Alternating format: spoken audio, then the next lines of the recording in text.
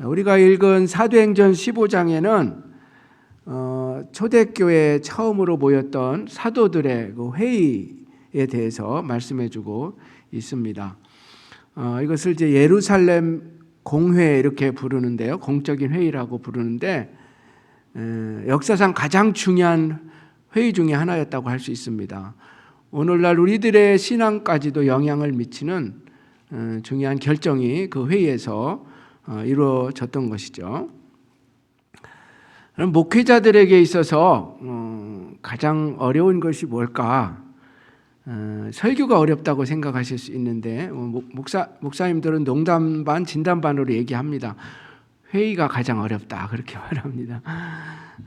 신방도 어렵고 설교가 사실 제일 어렵죠. 그렇지만 회의를 하지 않을 수 없고 또 회의를 해야 되는데 회의가 어려운 경우가 있는 것이죠. 아마 여러분들도 직장 생활할 때 일보다 그 회의를 어려워하는 분들이 혹시 있을지 모르겠어요.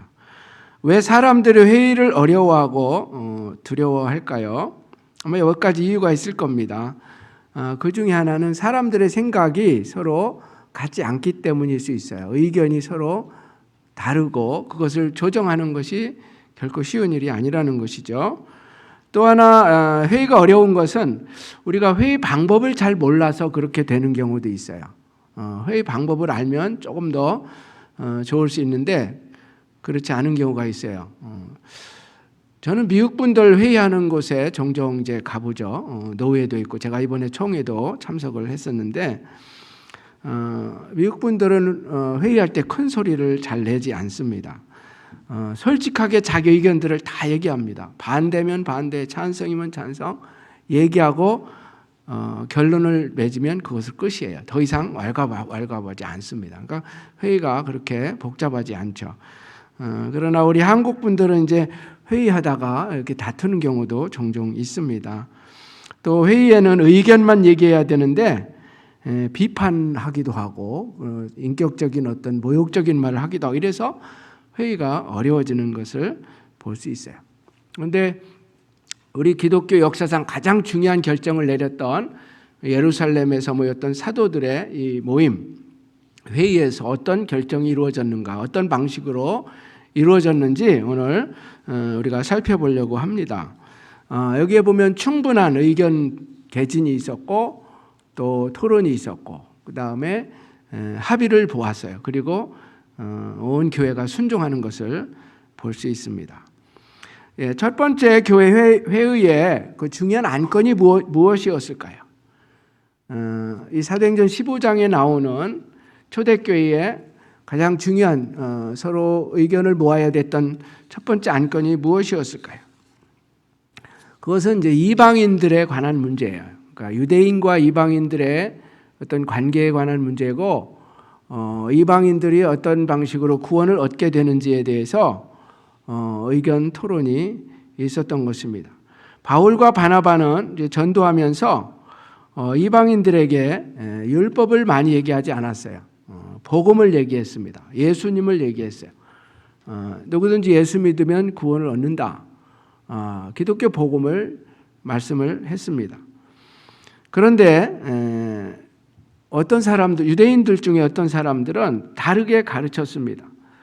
바울과 바나바가 복음을 전해놨는데 그 다음에 와서 또 그 사람들에게 다른 것을 가르쳤어요. 그 다른 것이 뭐냐면은 예수를 믿음으로써 구원을 얻는 것이 아니라는 거예요. 예수님은 믿을 뿐만 아니라 유대인들이 행하고 있었던 할례를 받는다든지 율법을 지켜야 구원을 얻을 수 있다. 그렇게 가르치는 거죠. 그러니까 이방 사람들에게도 유대인들이 지키던 율법을 강요하였던 것입니다. 그래서 이 문제를 해결하기 위해서 예루살렘에서 사도들이 모이게 된 것입니다. 자, 오늘 본문 1절, 2절을 15장 1절, 2절 한번 보시면 어떤 사람들이 유대로부터 내려와서 형제들을 가르치되 너희가 모세 법대로 할례를 받지 아니하면 능히 구원을 받지 못하리라.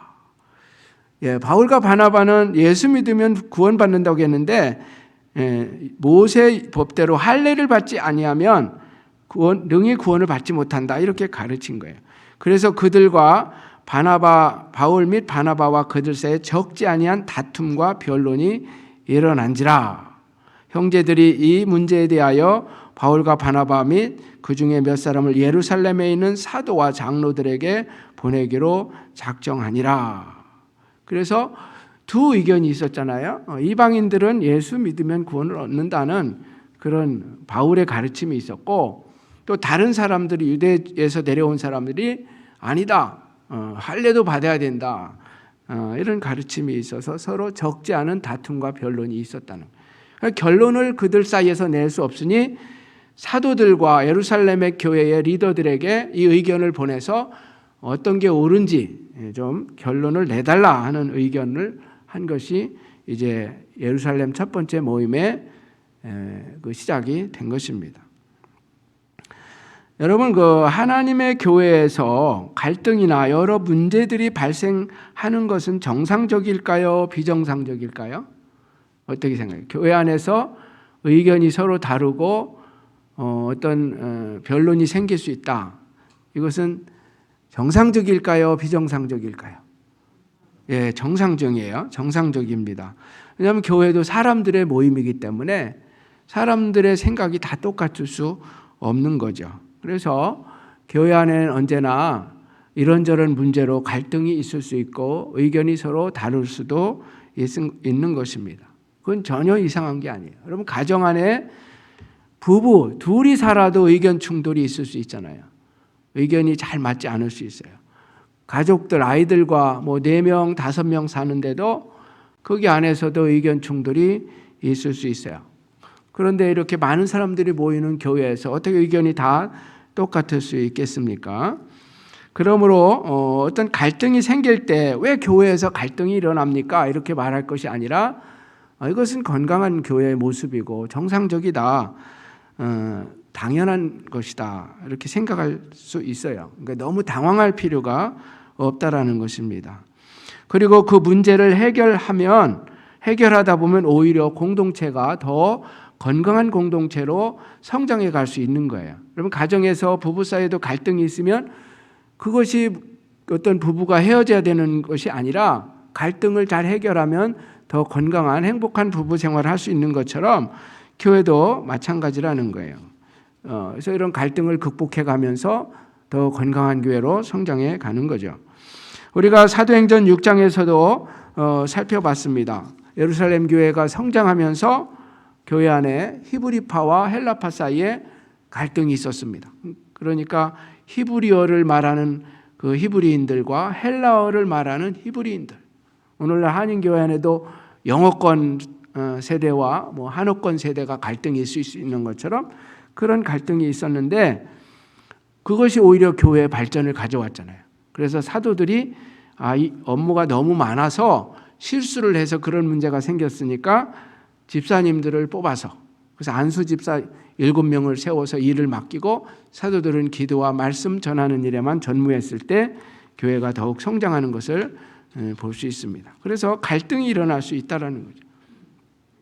오늘 사도행전 15장에서 나온 이 갈등은 신학적, 교리적인 갈등이었습니다.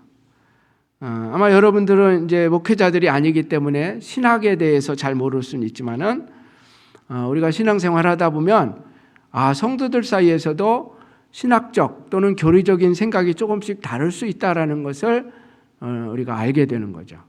근데 이 초대교회 안에서도 신학적, 교리적 갈등이 있었던 것입니다. 자, 이방인들이 이제 새롭게 예수 믿고 하나님의 백성들로 들어오기 시작했는데 그 이방인들이 구약 성경의 말씀을 어디까지 지켜야 되는가? 이제 이런 문제가 생기게 된 거죠. 당시 유대인들은 기독교인이 되었어도 여전히 유대교 풍습을 지키고 있었습니다. 그래서 할례도 받았고 또 어떤 유대교 절기들도 잘 지키고 있었어요. 그런데 이방인들은 전혀 그런 전통을 모르고 있었던 이방인들은 이제 하나님의 백성이 되는 데 있어서 어떻게 해야 될 것인가, 이런 문제가 생겨나게 된 것입니다.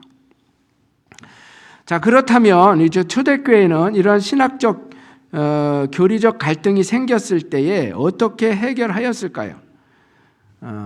사도들은 어떻게 이 문제를 하였을까요?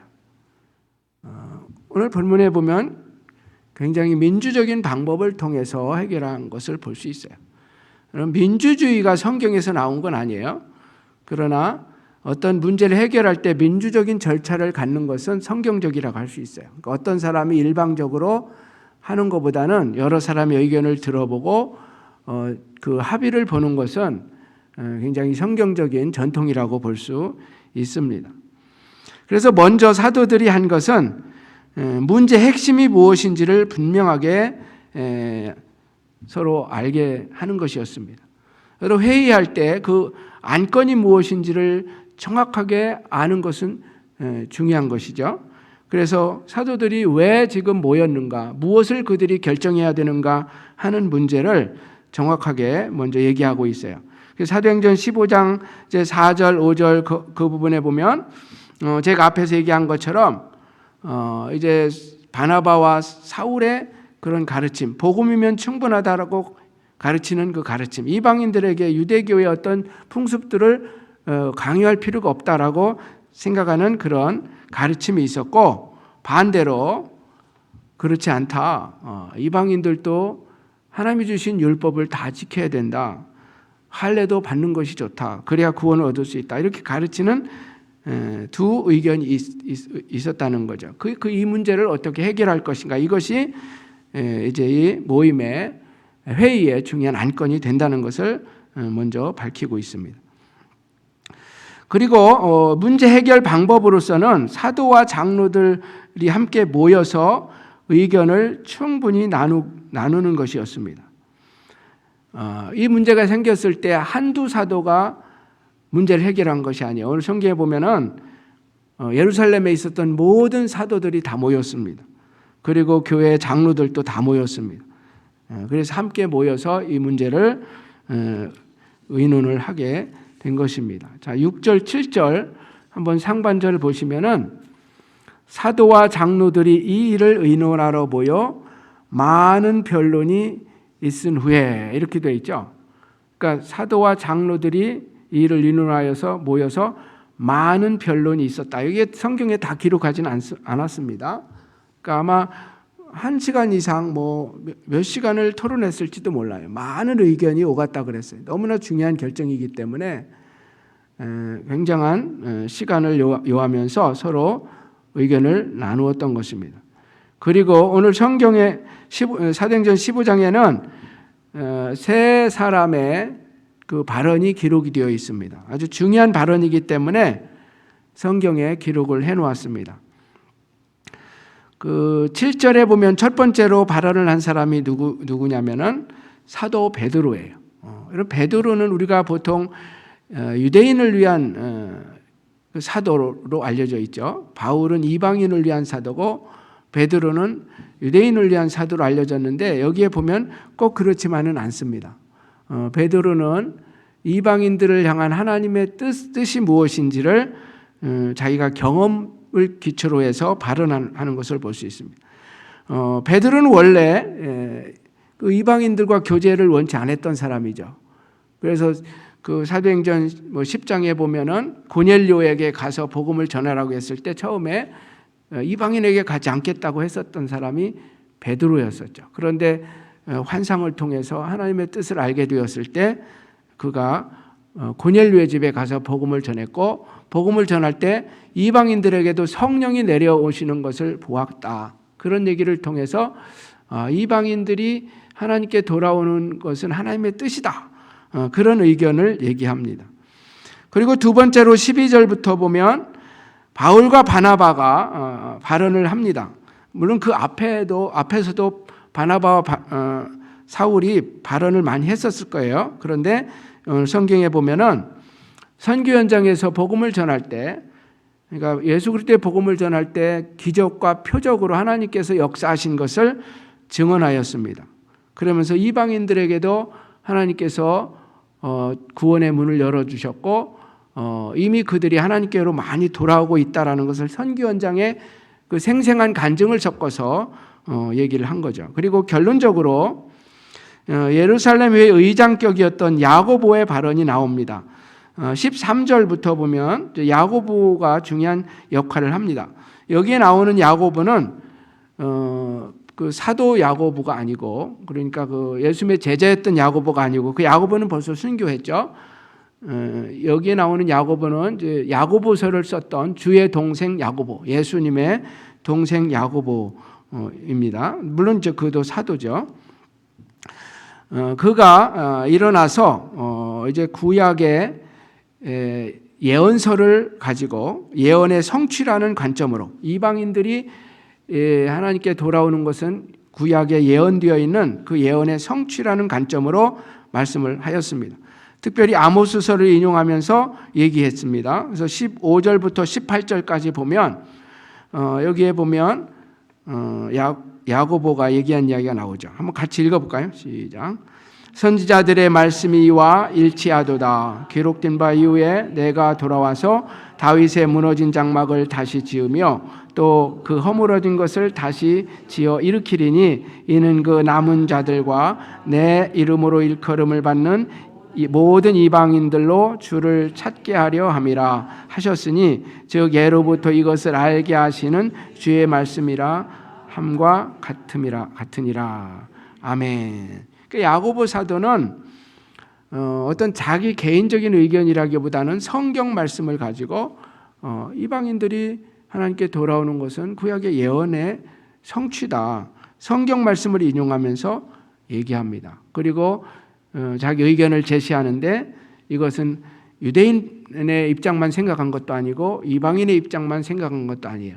물론 이방인의 입장을 더 고려하면서도 유대인의 입장을 어느 정도 생각을 해서 좀 중용적인 입장에서 의견을 제시합니다.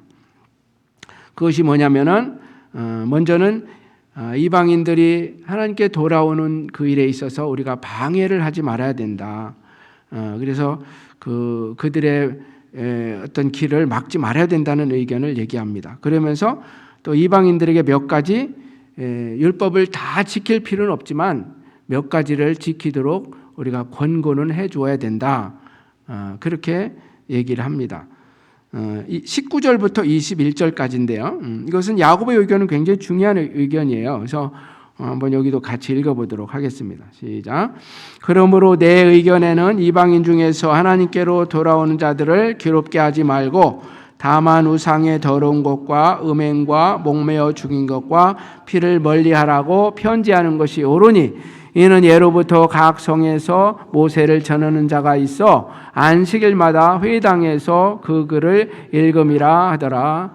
아멘. 야고보가 이런 발언을 했을 때 이제 온 교회가 거기에 모인 사람들이 다 동의를 했습니다. 충분한 토의가 있었어요. 유대인 입장에서도 의견을 얘기한 사람들이 있었을 것이고 이방인 입장에서도 의견을 얘기한 사람들이 있었을 것입니다. 다 듣고 야고보가 성경을 기초로 해서 이제 의견을 얘기했을 때 거기에 모였던 사람들이 다 동의를 했습니다. 그래서 이제 야고보의 의견을 기반으로 해서 편지를 써서 각 이방인 교회들에게 보내기로 결정을 하게 된 것이죠. 그리고 그 편지 내용이 이제 오늘 우리가 읽은 22절부터 29절에 나오게 되는 것입니다. 편지이기 때문에 처음 앞부분에서는 문안 인사가 있습니다. 왜 자기들이 회의를 가졌는지, 사도들이 모여서 의견을 나눴는지에 대해서 얘기하고 인사말을 하게 되는 것입니다. 그리고 그 문제가 무엇이었는지를 밝히고 어떻게 문제를 해결했는지에 대해서도 그 편지에서 간단하게 알려주는 것을 볼 수 있습니다. 자, 24절부터 27절까지 읽어보시면요, 그 편지 내용 가운데 이런 내용이 있습니다. 들은즉 우리 가운데서 어떤 사람들이 우리의 지시도 없이 나가서 말로 너희를 괴롭게 하고 마음을 혼란하게 한다 하기로 사람을 택하여 우리 주 예수 그리스도의 이름을 위하여 생명을 아끼지 아니하는 자인 우리가 사랑하는 바나바와 바울과 함께 너희에게 보내기로 만장일치로 결정하였노라. 그리하여 유다와 실라를 보내니 그들도 이 일을 말로 전하리라. 그래서 이제 회의 내용을 전달하는 데 있어서 두 사람을 뽑았다는 거죠. 누구와 누구입니까? 유다와 실라 두 사람을 뽑았어요. 그리고 바나바와 바울과 함께 그들을 보내서 회의의 결정사항을 전달하도록 그렇게 했습니다. 그리고 그때 결정된 내용이 바로 28절, 29절이에요. 28절, 29절 이 두 구절은 우리 이방인들에게 있어서 너무나 중요한 내용입니다. 오늘 우리들에게 있어서도 중요한 내용이에요. 그리고 또 믿지 않는 사람들에게 전도할 때 우리가 어떤 원칙을 가지고 해야 되는지에 대해서도 가르쳐주는 중요한 말씀입니다. 같이 읽어보죠. 28절 29절 시작. 성령과 우리는 이 요긴한 것들 위에는 아무 짐도 너에게 지우지 아니하는 것이 옳은 줄 알았노니 우상의 제물과 피와 목매어 죽인 것과 음행을 멀리할지니라. 이 스스로 삼가면 잘 되리라. 평안함을 원하노라 하였더라. 그래서 이 결정은 어떤 사람에 의한 결정만이 아니라는 것을 먼저 밝히고 있죠. 그래서 성령과 우리는, 그러니까 성령과 사도들이 함께 하나님의 뜻을 분별해서 결정한 내용이라는 것입니다. 그리고 이 내용은 이제 이방인 선교와 관련된 내용이었는데 중요한 첫 번째 원칙은 뭐냐면은 이방인들이 하나님께 돌아오는 데 있어서 그 어떤 짐이나 멍에를 매지 않도록 하는 것이 좋겠다. 그러니까 원칙은 이방인들이 하나님께 돌아오는 데 있어서 너무 어렵게 복잡하게 만들어서는 안 되겠다라는 거예요.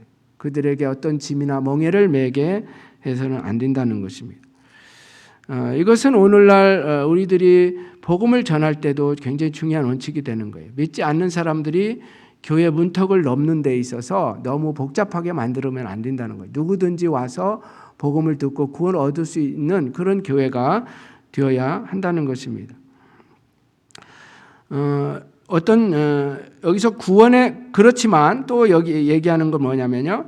구원의 조건은 아니지만 교회 덕과 또 유대인과 이방인들의 어떤 연합을 위해서 이방인들이 바꿔야 될 점들이 있다는 것은 또 말해줘야 된다는 것입니다. 어떤 이방인들이 예전에 가지고 있었던 옳지 못했던 어떤 문화나 습관들 중에서 무엇이 변화를 받아야 되는지에 대해서는 솔직하게 얘기해 줘야 된다. 그래서 우상숭배라든지 음행이라든지 뭐 피를 먹는 이런 것들 당시 그런 문화들에 대해서는 금하는 것이 좋겠다. 그런데 그 방법적인 면에 있어서는 명령이라기보다는 자발적인 방법을 택하는 것이 더 지혜롭다라고 말씀해 주고 29절에 보면 어떻게 말합니까? 우상의 제물과 피와 목매어 죽인 것과 음행을 멀리할지니라. 이에 스스로 삼가면 잘 되리라. 이렇게 스스로 그것을 누군가의 명령이 아니라 스스로 결정하도록 그렇게 했다라는 것입니다. 그러면 이 원칙은 굉장히 중요합니다. 그래서 오늘 우리가 좀 더 이 원칙들에 대해서 한번 생각해 보려고 합니다. 먼저 사도들이 편지를 쓰면서 호칭에 대해서 우리가 좀 생각해 볼 필요가 있습니다. 어떻게 불렀습니까? 사람들을 부를 때 형제들 그렇게 불렀어요. 7절에서 베드로는 형제들아 이렇게 부르면서 말했고 13절에서 야고보도 형제들아 이렇게 불렀고 23절에서 자신들도 그 사도들이 편지를 쓰면서 사도와 장로된 형제들이 이렇게 말하고 있습니다. 그리고 이방인 형제들에게 편지한다. 그래서 초대교회에서는 직분이 다 있었지만은 직분으로 불려지진 않았던 것 같아요. 그냥 형제, 자매 이런 식으로 불렀던 것 같습니다. 왜냐하면 교회는 어떤 세상과 달리 어떤 계급으로 이루어진 곳이 아니기 때문에 아무리 어떤 중요한 역할을 하는 사도들이라 할지라도 자기들도 다른 사람들과 똑같은 형제다. 그런 의미에서 형제라고 얘기했고 다른 사람도 부를 때 형제라고 부른 것을 볼 수 있습니다.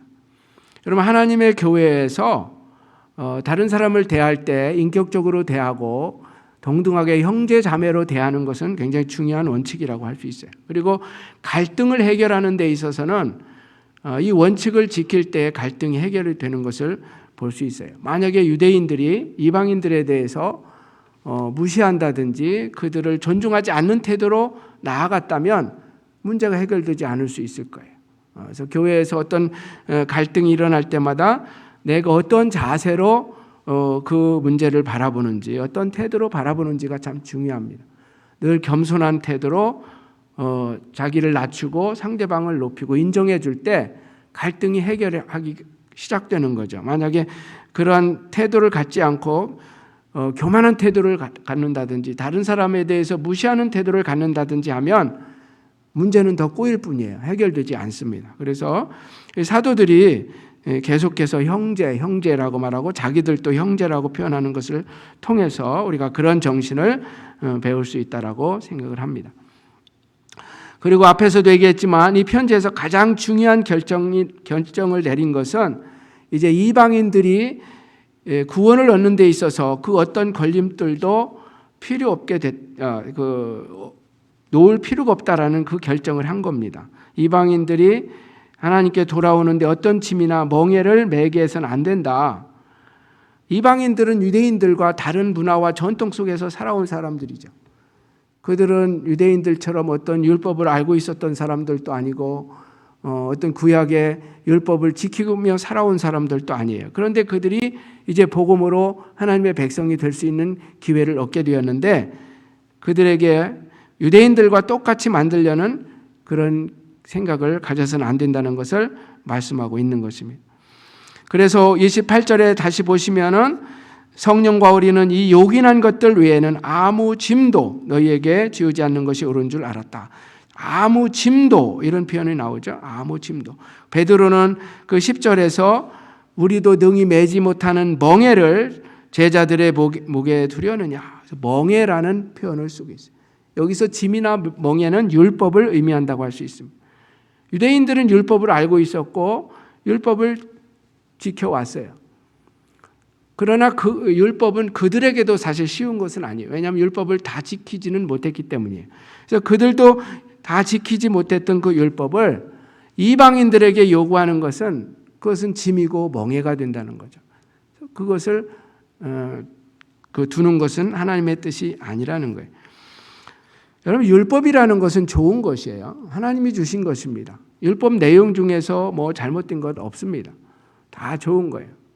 그러나 율법을 구원의 조건으로 주신 것은 아니에요. 그래서 유대인들이 이제 잘못 오해하게 되면은 그들이 율법으로 구원을 얻으려고 했기 때문에 실패하게 된 것이고 또 더 나아가서 이방인들에게까지도 그 율법을 강요했기 때문에 지금 문제가 된 것입니다.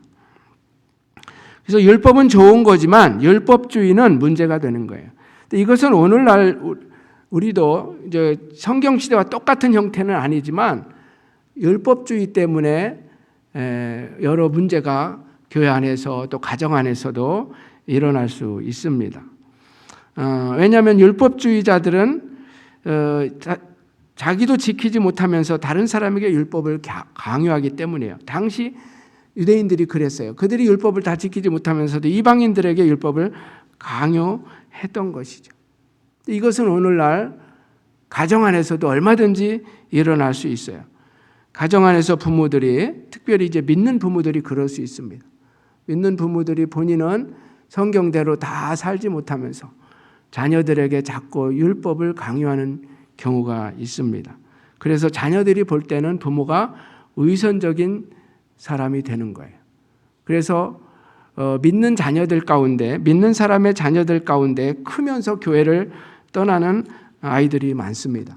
그 첫 번째 이유가 뭐냐면 바로 이 율법주의 때문에 그래요. 부모가 자신은 다 성경대로 살지 못하고 말씀대로 살지 못하면서 자녀들에게 자꾸 강요하고 정죄하고 비판하고 그런 것이 자녀들이 이제 옆에서 보면서 크면서 신앙을 버리게 되는 그런 원인이 될 수 있다라는 것입니다. 그래서 우리는 그 율법주의를 따라가서는 안 되는 거예요. 율법은 좋은 것이고 귀한 것이지만 율법주의자가 되어서는 안 된다는 것입니다. 사도들이 이방인 교회에 보낸 편지에서 우리가 또 하나 생각해 봐야 될 것은, 그러니까 율법주의를 멀리해야 된다는 그 말씀과 함께 그러나 교회 덕을 위해서 모든 것이 다 가능한 것은 아니다. 우리가 이방인들이 크리스찬이 되는 데 있어서 버려야 될 것이 있다라는 것을 우리가 깨닫게 해주는 것입니다. 이것은 윤리와 덕의 문제라고 할 수 있어요. 그러니까 구원의 문제는 아니에요. 그러니까 구원은 복음으로 받습니다. 예수 믿으면 누구나 구원을 얻어요.